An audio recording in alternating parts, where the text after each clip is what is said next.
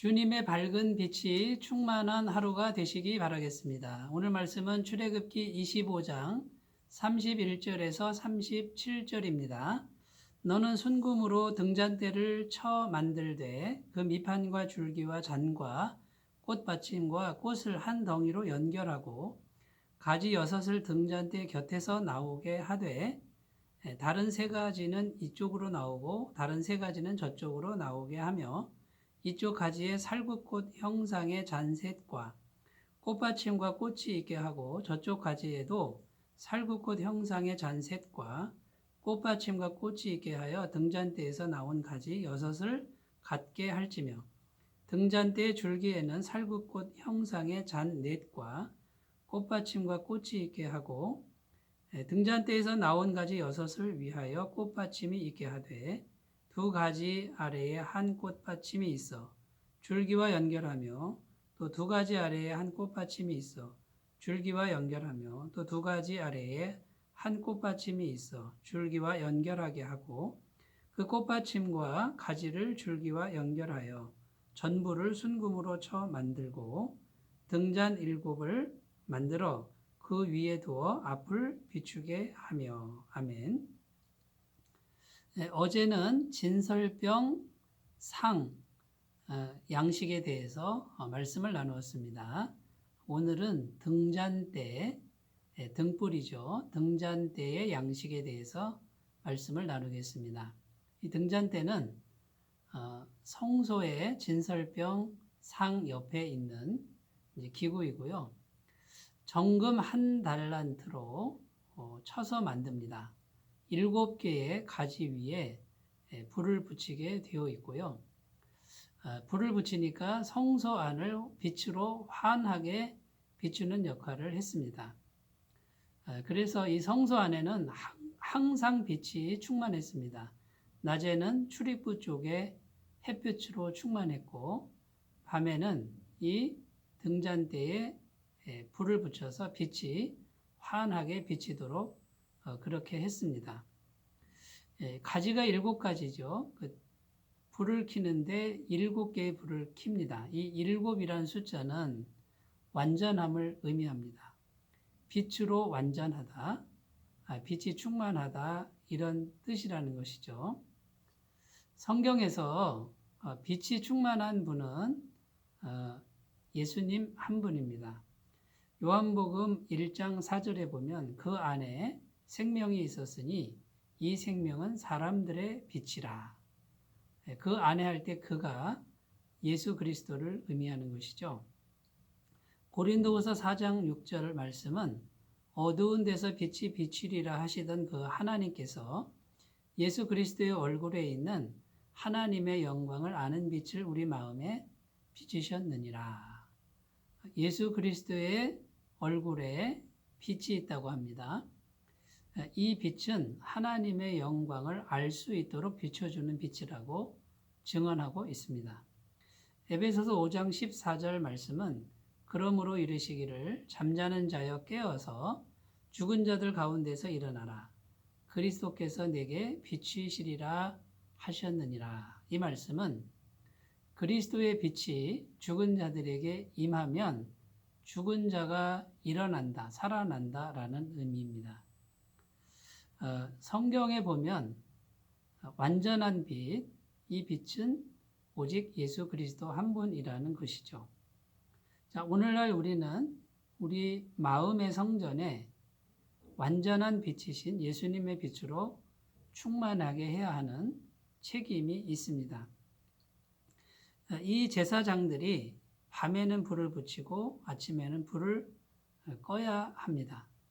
결국은 제사장들의 역할은 뭐냐면 예수님의 빛이 충만하도록 날마다 하나님의 집에 불을 켜는 일을 하는 것이죠. 기도의 사명, 이것을 감당하라는 것이고요. 그 다음에 하나님의 백성들은 이 빛이신 하나님의 예수 그리스도를 마음에 모시고 하나님의 임재의 통로가 되도록 자신을 가꾸어야 한다라는 그런 의미가 되겠습니다.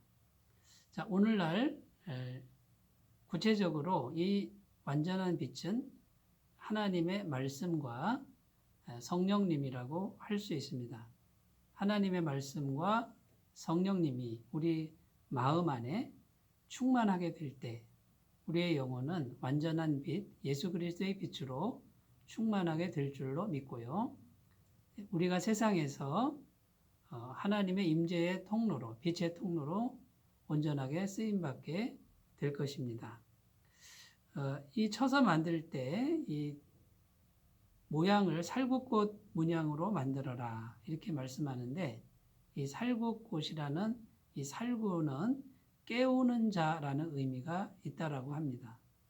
빛을 비춰서 세상을 어둠에서 깨우는 자, 이런 역할을 감당하라는 것이죠. 그 다음에요, 우리가 생각할 것, 완전한 빛은 예수님이신데 성경 말씀에는 너희가 세상의 빛이다, 마태복음 5장에 기록되어 있죠. 자, 우리가 죄인된 우리가 어떻게 세상의 빛이 될 수 있습니까? 우리가 빛이 아니고 완전한 빛이신 예수님이 우리 안에 계실 때 우리는 세상의 빛이 되는 것이죠. 자, 우리가 세상의 빛으로서 역할을 감당하기 위해서 우리는 세 가지를 생각해야 합니다. 첫 번째 가치관인데요.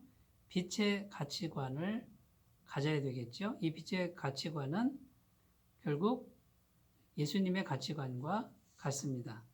세상적 가치관을 버리고 말씀의 가치관, 말씀의 가르침을 따르라라는 의미고요. 두 번째는 빛의 행실입니다. 자, 행실에 대한 문제인데 착한 행실, 선한 행실, 또 구제하는 행실, 이것이 빛의 행실이 되겠지요.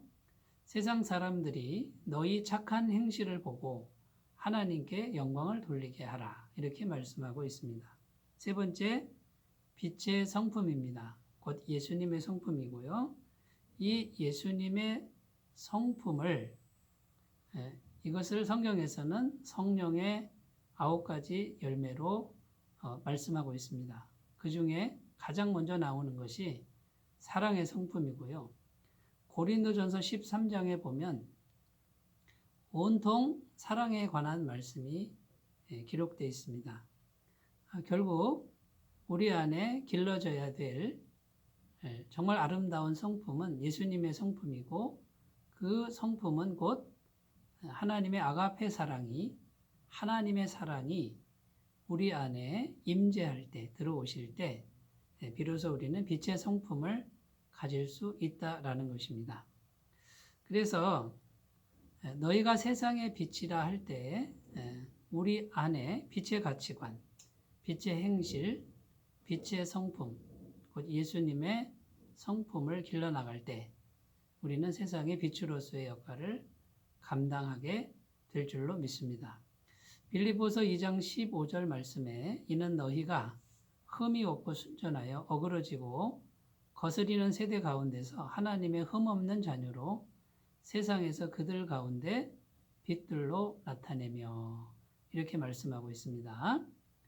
자, 하나님의 흠없는 자녀로 우리가 살아갈 때 세상에 어그러지고 거스리는 세대 가운데서 우리는 빛들로 나타난다, 이렇게 말씀하고 있습니다. 세상 사람들이 어둠의 행실을 행할 때 우리는 거기에 참여하지 말고 도리어 책망하라, 빛의 자녀들처럼 행하라, 에베소서 말씀에 이렇게 기록하고 있습니다.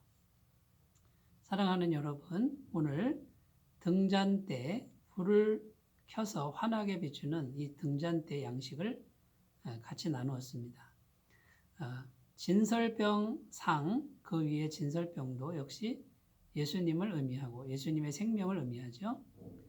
환하게 비추는 이 등불, 이 빛의 의미도 역시 예수 그리스도를 의미합니다. 예수님의 환한 빛을 마음에 품으시고 온 세상에 예수님의 빛의 통로로 쓰임받는 아름다운 삶이 되시기 바라겠습니다. 기도합니다. 하나님 아버지, 생명의 빛이시요 완전한 빛이신 예수님이 우리 안에 살아계시고 우리에게 세상의 빛이 되게 하신 은혜를 감사합니다. 완전한 빛이신 말씀과 성령님의 도우심으로 세상에서 빛의 자녀들처럼 온전하게 살게 하옵소서. 예수님의 이름으로 기도드립니다. 아멘. 주님의 영광이 가득하시기 바라겠습니다. 감사합니다.